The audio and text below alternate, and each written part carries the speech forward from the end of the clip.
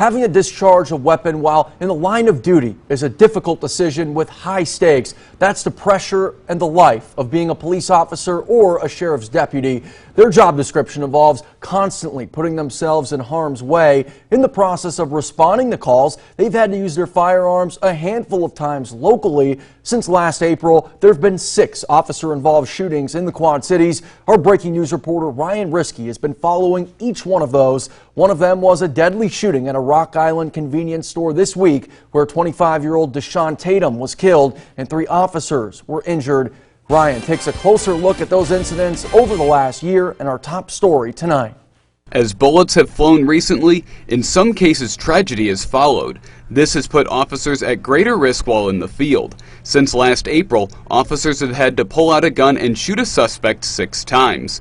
The first incident occurred on April 25th when officers responded to a domestic disturbance where a woman was reportedly being held against her will at an apartment on the 2900 block of 5th Avenue in Rock Island.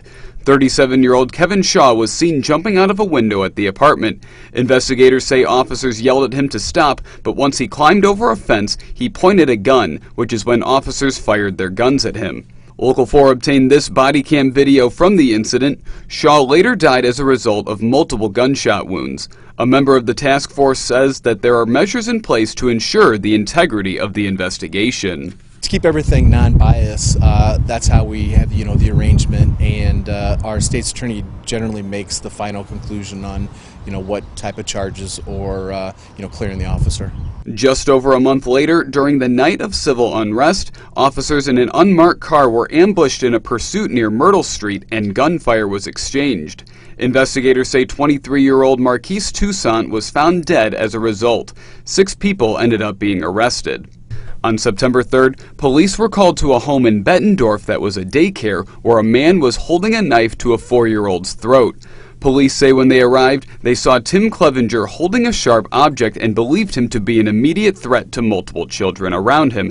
That led to an officer shooting Clevenger. Neighbors in the area said that they appreciated the officer's actions to eliminate a possible threat. I feel the cops did what was necessary. I mean, they have a hard enough job. If they need to take a man's life because he's threatening a young kid, then they have to take a man's life because he's threatening a young kid's life. I'm sorry. The whole incident left other neighbors looking for answers.